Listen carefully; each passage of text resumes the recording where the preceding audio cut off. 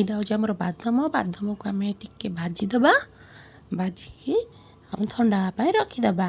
ଭଲ ଭାବରେ ଯେମିତି ଭାଜନ୍ତି ସେମିତି ଭାଜିଦେବା। ଆମେ ଆପଣମାନେ ଭାଜି ଦିଅନ୍ତୁ। ଭଲ ଭାବରେ ଭାଜି ଦେଇକି ଆମେ ରଖିଦେବା। ତାକୁ ପେଷ୍ଟ କରିବା ପାଇଁ କାମରେ ଆସିବ। ଦେନ୍ ଆମେ ଗୋଟେ ମେନ୍ ନେବା, ଯେଉଁଟାରେ ଆମେ ତରକାରୀ ବନେଇବା। ଆଳୁ ଆଉ ଜହ୍ନି ତାକୁ ସରୁ ସରୁ ତ ନୁହେଁ, ଟିକେ ମୋଟା ମୋଟା ପିସେସ୍ରେ କାଟିଦେବା। ଏମିତି ଆଳୁକୁ ଲମ୍ବା ଲମ୍ବା କରି କାଟିଲେ ଟିକେ ଭଲ ଟେଷ୍ଟ ଲାଗେ। ଆଉ ଜହ୍ନିଟାକୁ ଏମିତି କାଟିଦେବେ। ତାପରେ ତେଲ ଟିକେ ଦେଇକି ସେଥିରେ ପିଆଜ ଦେବା। କିଛି ଫୁଟଣ ଦେଲେ ବି ଚଳିବ। ଟିକେ ପିଆଜଟା ଟିକେ ଜଷ୍ଟ ଭାଜି ସାରିଲା ପରେ ତାପରେ ଦେଇଦେବା ଆମେ ଅଦା ରସୁଣର ପେଷ୍ଟ। ଗୋଟେ ଚାମଚ ଅଦା ରସୁଣର ପେଷ୍ଟ ଦେଇଦେବା। ଟିକେ ଭାଜି ସାରିଲା ପରେ ସେଥିରେ ସଲ୍ଟ ଆଉ ଯେତେ ସବୁ ଆମର ପାଉଡ଼ର ମସଲା ସେସବୁକୁ ଦେଇକି ଟିକେ ଭଲ ଭାବରେ ଭାଜିଦେବା।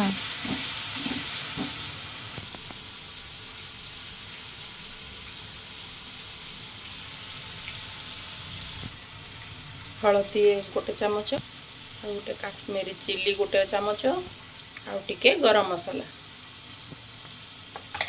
ଦେଇକି ଟିକେ ଭଲ ଭାବରେ ଟିକେ ମିଶାଇଦେବା।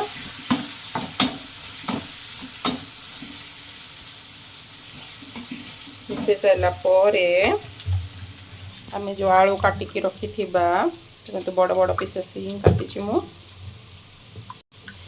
ତ ଏଥିରେ ଦେଇଦେବା।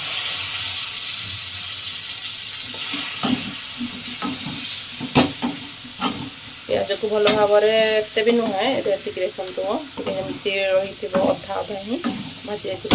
ତାକୁ ଭଲ ଭାବରେ ଟିକେ ଆକୁ କଷେଇଦେବା। କଷି ସାରିଲା ପରେ ଆମେ ଏଇ ଜହ୍ନିକି ଦେବା।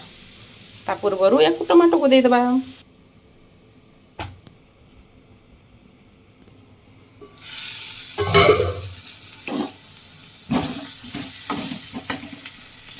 ଏବେ ଆମେ ଏଇ ଟମାଟୋକୁ ଦେଇଦେବା। ଟମାଟୋ ଟିକେ ସଫ୍ଟ ହେଲେ ଚଳିବ, ନହେଲେ ଚଳିବ। ତାପରେ ଆମେ ଜହ୍ନିକୁ ଦେଇଦେବା। ଦେଇଦେଲେ ଆମେ ଏଇ ଜହ୍ନିକୁ ଆମେ ଦେଇଦେବା।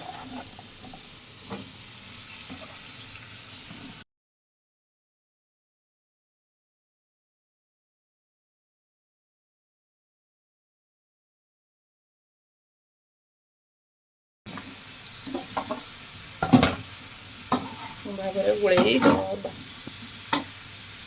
ଘୋଡ଼େଇକି ଆମେ କଷିଦେବା। ୟା ଭିତରେ ଆମେ ଯେଉଁ ବାଦାମକୁ ଭାଜିକି ରଖିଛନ୍ତି ୟାକୁ ଚୋପା ଛଡ଼େଇକି ତାକୁ ଆମେ ପେଷ୍ଟ ବନେଇଦେବା। ଏଇ ବାଦାମର ଗୋଟେ ଏ ବାଦାମ ପେଷ୍ଟଟା ହିଁ ଜହ୍ନି ତରକାରୀରେ ପଡ଼ିବ। ଏଇଟା ଗୋଟେ ନୂଆ ରେସିପି, ଆପଣମାନେ ବି ଏମିତି କରିକି ଖାଆନ୍ତୁ, ଦେଖନ୍ତୁ ବହୁତ ବଢ଼ିଆ ଲାଗିବ। ଏମିତି କରିକି ଖାଇଲେ ବହୁତ ବଢ଼ିଆ ଲାଗିବ। ଆପଣ ଥରେ ଏମିତିକା ଟ୍ରାଏ କରନ୍ତୁ ମୋ ଭଳିଆ, ମୁଁ ଯେମିତି ରୋଷେଇ କରୁଛି। ଆଉ ସମସ୍ତଙ୍କୁ ଖୁଆନ୍ତୁ। କେମିତି ଲାଗିଲା କମେଣ୍ଟରେ ବି କହିବେ କେମିତି ଲାଗୁଛି। ବାଦାମଟାକୁ ଭଲ ଭାବରେ ପେଷ୍ଟ କରିଦେଲେ ଏ ପେଷ୍ଟଟାକୁ ଆମେ ଏଇ ତରକାରୀ ପକାଇବା। ଟିକେ ଜହ୍ନି ଆଉ ଆଳୁ ଟିକେ ସିଝିଗଲାଠୁ ସେଇ ବାଦାମଟାକୁ ଏଇଥିରେ ପକାଇ ଫେରସେ କଷିଦେବା। ସାରିଲା ପରେ ଆମର ହେଇଯିବ ଗୋଟେ ଜହ୍ନି ଆଳୁ ବାଦାମର ଗୋଟେ ତରକାରୀ। ଟିକେ ଭଲ ଭାବରେ କଷି ହେଇ ସାରିଲାଣି। ଆମେ ଦେଇଦେବା ଏବେ ଯେଉଁ ବାଦାମ ବାଟିକି ରଖିଥିଲେ ତାକୁ ଏବେ ବାଦାମକୁ ଦେଇଦେବା। ଏଇଟା ଆମର ହେଉଛି ବାଦାମ ବଟାଟା। ଏ ବାଦାମ ବଟାଟାକୁ ଆମେ ଏଥିରେ ଦେଇଦେବା। କଷାରେ ଦେଇଦେବା। ଏଟାକୁ ଟିକେ ଭଲ ଭାବରେ ଧୋଇକି ବି ପାଣିଟାକୁ ଦେଇଦେବା। ଆପଣ ଯେଉଁମାନେ ଯେତିକି ବି ଗ୍ରେଭି ଚାହିଁବେ ସେ ଅନୁସାରେ ଗ୍ରେଭି ଦେବେ। ଯଦି କଷା ଖାଇବାକୁ ଚାହୁଁଥିବେ ଏତିକି ରଖିବେ। ଆଉ ଯଦି ଗ୍ରେଭି ଦରକାର ହେଉଛି ତାହେଲେ ଆଉ ଟିକେ ପାଣି ଦେଇଦେବେ। ମୁଁ ଏଠି ପାଣି ଦେଇଦେଲି। ପାଣିଟାକୁ ଏଥିରେ ଦେଇଦେବା।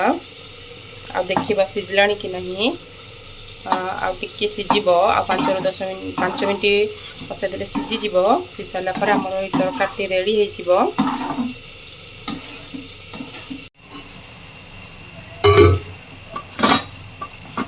ଏଇଟା ଆମର ତରକାରୀଟା ଅଲରେଡ଼ି ହେଇଗଲାଣି, ସିଝିଗଲାଣି, ଭଲ ଭାବରେ ବି ହେଇସାରିଲାଣି। ଯଦି ଗ୍ରେଭି ଆହୁରି ଚାହୁଁଛନ୍ତି ତାହେଲେ ପାଣି ଦେବେ।